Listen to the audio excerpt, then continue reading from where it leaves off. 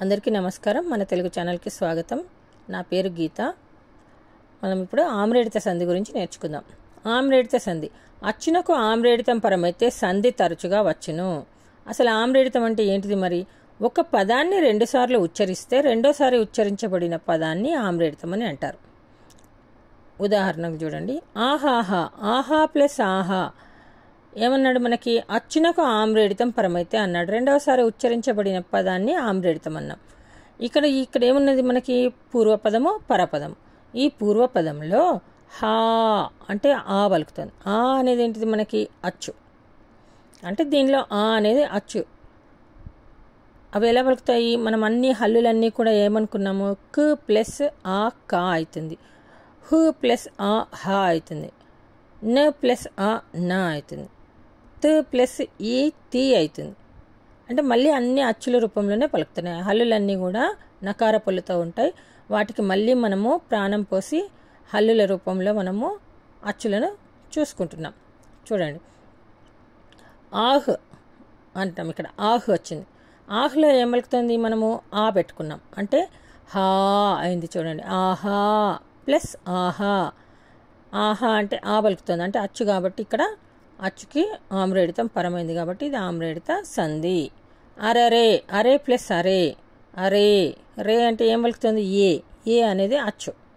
ఆ నుండి ఆ వరకు అచ్చులు కదా. ఇక్కడ రు ప్లస్ ఏ అంటే రే అని అంటుంది. అరే ప్లస్ అరే, రెండవ పదం ఆమ్రేడితం. ఔరౌరా, ఔరా ప్లస్ ఔరా. ఔ అన్న అక్షరం ఇక్కడ ఔ అలాగే ఉంది. రు ప్లస్ ఆ, రులో ఆ పలుకుతుంది. ఆ అనేది అచ్చు కదా. అచ్చుకి ఆమ్రేడితం పరమైంది కాబట్టి ఆమ్రేడిత సంధి రెండుసార్లు వస్తుంది. ఔరౌరా అంటే ఔరా ప్లస్ ఔరా. పై ఉదాహరణలో పూర్వపదం మొదటి పదం చివర, అంటే పూర్వపదం అంటే మొదటి పదం కదా, ఇది మొదటి పదం. ఏమున్నది?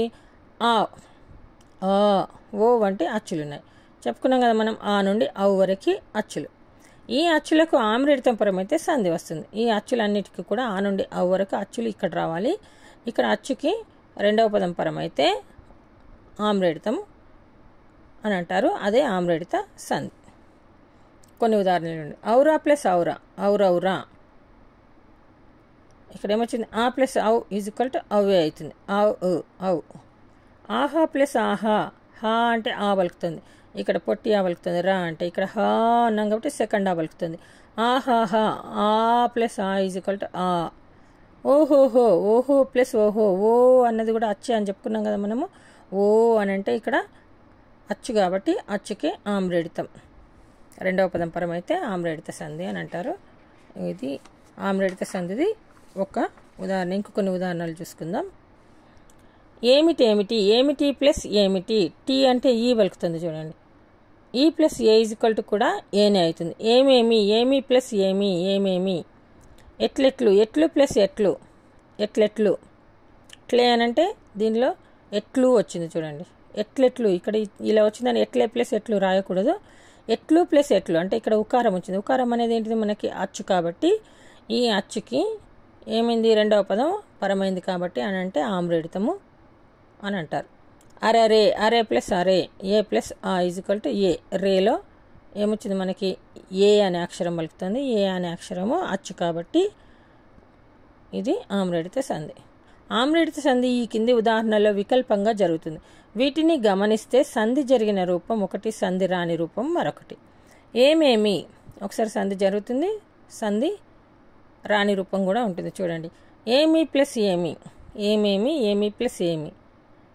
ఏమి ఏమి సంధి వైకల్పం. ఏమి ఏమి. చూడండి, ఇక్కడ ఏమున్నది? ఏమి ఏమి వైకల్పికంగా వచ్చింది. ఎట్లెట్లు, ఎట్లు ప్లస్ ఎట్లు, ఎట్లెట్లు. ఇక్కడ చూడండి, ఎట్లు ఎట్లు, ఎట్లు ఎట్లు వైకల్పికం. ఎంతెంత, ఎంత ప్లస్ ఎంత, ఎంత ఎంత సంధి వైకల్పికం. ఇది ఒక సూత్రంది సంధి. ఇంకొక సూత్రం సంధి నేర్చుకుందాం. చూడండి, ఆమ్రేడిత సంధి రెండవ సూత్రం ఏమున్నది? ఆమ్రేడితం పరమగునప్పుడు కడాదుల తొలి అచ్చు మీద వర్ణం బుక్కెల్లా అదంతం బగు ద్విరుక్త టకారం బగు. ద్విరుక్త టకారం. ద్విరుక్త టకారం అంటే ఏంటిది? టాకి టా ఒత్తు రావడం. చూడండి ఎలా వస్తుందో చెప్పుకుందాం. కొన్ని ఉదాహరణలు. కడాదులు, కడ, చివర, తుద, మొదలు, తెరువు, నడుమ మొదలగునవి కడాదులు అని అంటారు. కడాదులు ఏంటి? కడ, చివర, తుద, మొదలు, తెరువు, నడుమ ఈ మొదలగు పదాలను కడాదులు అని అంటారు. చూడండి కొన్ని ఉదాహరణలు. కట్టకడ, కడ ప్లస్ కడ. కట్టకడ అని అంటే మనకేంటిది? కడ ప్లస్ కడ. చిట్ట చివర, చివర ప్లస్ చివర.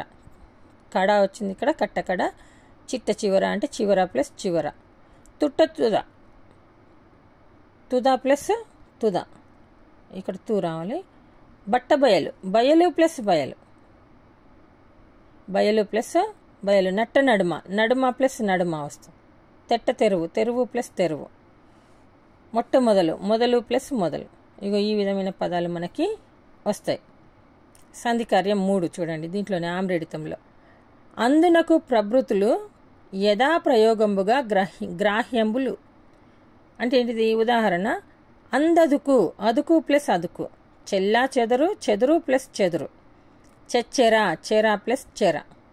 ఇగో ఈ విధంగా ఆమ్రేడిత సంధిలో మనకి 3 రకాలుగా జరుగుతాయి.